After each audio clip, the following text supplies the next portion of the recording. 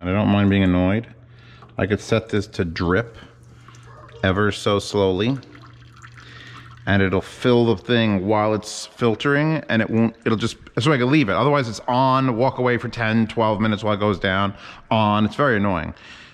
Kirkland toilet paper, best toilet paper. Kirkland paper towels, best paper towels.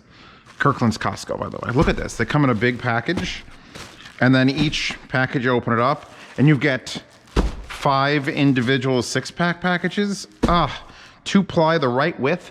Went to my brother's for Mother's Day, and I looked at his toilet paper, and it was like, what the fuck? Because you know the roll is like there's like a standard like thing. There was that much free space. The roll was like thin. It was like this. 2 rolls would have stacked like that high, but it was slightly bigger. So it looked like a commercial toilet paper roll. I didn't know what the fuck was going on. So yeah, no, they're the only ones that still have. And for those of you who don't know, if you look, it says the size per sheet is 4.5 by 4. I'm pretty sure the 4.5 is width. They don't specify which is which, or 11.4 centimeters by 10.1. And I had my grandparents' house back in like the early 2000s. There was a roll of Scott toilet paper there that was just left in like a cabinet since like 2001. And then I was there in like 2011, and we had a new roll. And I'm like, you looked, and there was a 1/2 inch narrower this way. A 1/2 inch narrower. And then eventually they went to 1-ply, and it's like, why would you even buy 1-ply? 1-ply is for homeless people that live in hotels or motels, like the cheapest shit. Anyway, we got 3 packages. This is a recyclable bag. I get to burn these bags. I mean, I guess I could reuse them to like ship packages and yard sales. It's just that they are notoriously more broken. What are you? What is this? Oh, we're starting to get the things. Okay, I got 2 of these. I think I'm gonna get another 2 of them tonight on a different shipment. We'll see. I'll explain what these are. Or, well, Dan told me to buy them. He didn't explain to. I know what they're used for, but how they actually work, I don't know that yet.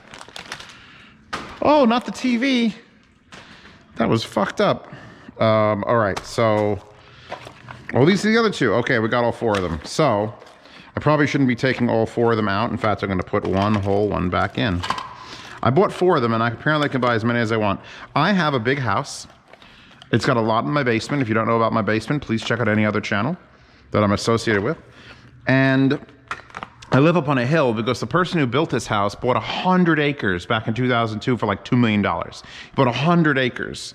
And when he found the best spot to build a house, he lopped it off like 12 acres and then sold the rest. So he built this house on the top of a hill where it could never flood. It will never flood from rain. I've had tropical storms. I've had 4 inches of rain. It'll never flood my basement. But there's still a well over there and a well pump and a reserve tank and a soft hose, and there's copper coming in, and then there's like all my equipment.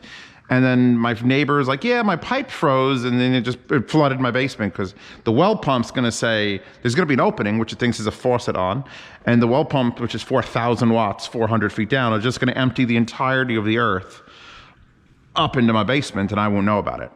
But now I will.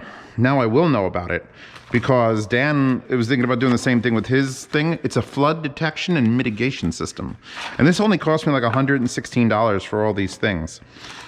These, I believe, are the water sensors. Yep, power and water sensor. So this itself is the water sensor. How the fuck are you supposed to wire to that? I guess this just slides off. Ugh. What is going on here? How does this is a piece, and then those are pieces, and then this isn't attached. Oh, you gotta lift it up. Okay, so there's 2 terminals. Here's 2 metal prongs, and these metal prongs can just detect water. So you mount them and then just put them on the floor so that the water touches these 2. And then this sensor itself generates a relay, a normally open, normally closed comm relay, and you send it power. And then it's just like, okay, there's water here. All you gotta know is there's water here. And I'm gonna put it by the well pump intake, under my heating system and shit, which has a bunch of connections that Dan and I like pipe fit, and anywhere else in the basement that I think maybe water might collect, if like next to my air conditioning units, if there's something down there. And what it's going to do, here's the power supply for it, by the way. Look how nice this is. It's like a rack mount 20 volt, 12 volt, 1.6 amp with the voltage adjust. And there's your connection points. It's a beautiful fucking thing. I would have known to look into this stuff up. So I bought 4 of these, and I could have as many as apparently I want. So there's 4 of those, a power supply for them. These are, I don't know what these are. He literally linked me 4 things. Pasta, you'll find all this in one order. I should definitely throw them. There's protective films. Are these just lights? These are just lights. He's making something cool, so it has lights. So it's got red, green, and amber lights. Power supply. Here's the relay. And what the thing is going to do is, there was 2 schools of thought. I was like, oh, if I have a break, have something that shuts off the water main. Because it's just a lever, it's on and off. But if the break happens before the water main, I'm pretty fucked. So it's even easier than that. If a break happens, shut off my well pump, which is on my generator circuit in a box. So here's the relay that will literally just be able to control my my water pump. So if something explodes and this detects water, it's just gonna, you don't have any well pressure anymore. Now there's a tank down there that holds about 15 gallons of water. And if I lose, it holds pressure, and that's what pressurizes it up to the thing. And then if that tank gets too low, then the water well pump comes on, fills that tank back up, and it keeps it pressurized. And so it just is a constant buffer like this. Why, if I'm showering, the shower, if I watch the shower hit the wall, it'll go down as it loses pressure and back up as the well pump comes on and down. And it'll cycle like that every once in a while. So the worst case scenario, it would have to flood enough to hit the sensor, and then it'll have at most 15 more gallons, but the well pump will be off and it'll stop. So I think this is like $116 in these components. 4 sensors, which again, you could have as many as you want. They're not that expensive. The power supply thing here, which is cool. The lights, which are indicators that show the status of the unit, and this relay, $116. I need Cat 5 cable, and I need to physically wire them to the locations, because wireless is available, but when the battery dies and it floods and you're like, I didn't know what was happening, and that's why. So yeah, that is for that project. That'll be a Mad Science Hour that'll go on both his and my channel. This, yep, it's finally here, Pasta. They're finally here. These are probably going to be terrible. And they were cheap, so I know they're going to be terrible. But I think everyone needs... They're just boobs on springs that jiggle. It's like $1.15. It says anime booby jiggles. I think one's going to go on the tractor, so as I'm driving it around, they'll just... I got like a 2-pack for like $1, and it was some ridiculous low price. They took weeks to get in, though. But they're not going to take weeks to get off. Oh, this is a package I couldn't find in the last unboxing. Yeah, I mean, they were so cheap. Just so cheap. Only thing, even come with double stick tape pads, as I don't have one. Project Melody screaming in the background. So yeah, we've got 2, not 1. Actually, their faces are very much different quality. Her eyes are completely different. What the hell? Everything's different. This one's got what looks like nipples popping through. They're like a different color. This one's more purple. This one's looking up and to the right. That one's looking down and to the right. Different colored tongues. Well, that's just quality control, I guess. They're trying to be the same, but they're very different. Actually, one's even fucking taller. Anyway, I had to. It had to. This is part, I'm gonna write that off. It's part of my job. 2 different size double stick tapes too, but they came from multiple different factories. So that's China for you. I mean, you can blatantly see the springs from the top, but I get the concept. It's a lovey-dovey concept. I love it. And then finally, 1 extra.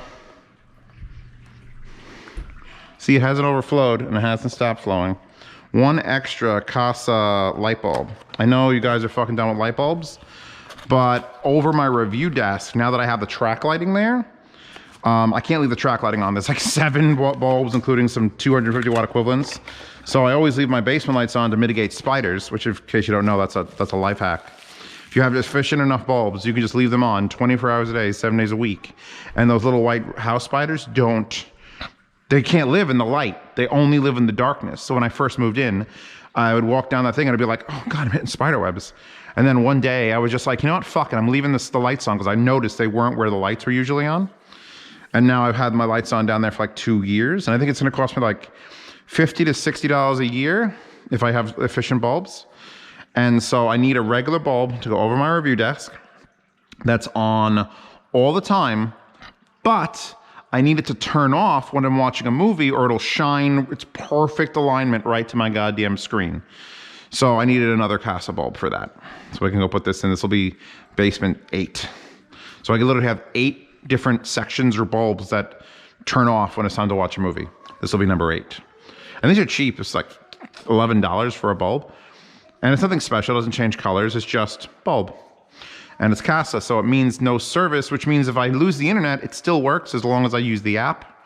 Other things like I used to have like Leviton or something that used to hit the button and used to tell the fucking internet that I want to turn my light off. I'm like, I don't want that.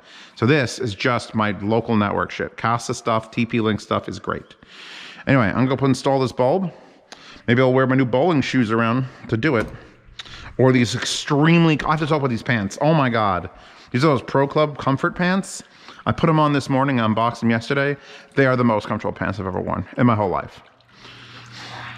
And yeah, we're getting there. We're getting there. All right, I'm gonna do that. You guys chill out and think about investing in protecting your fucking investments with water mitigation shit.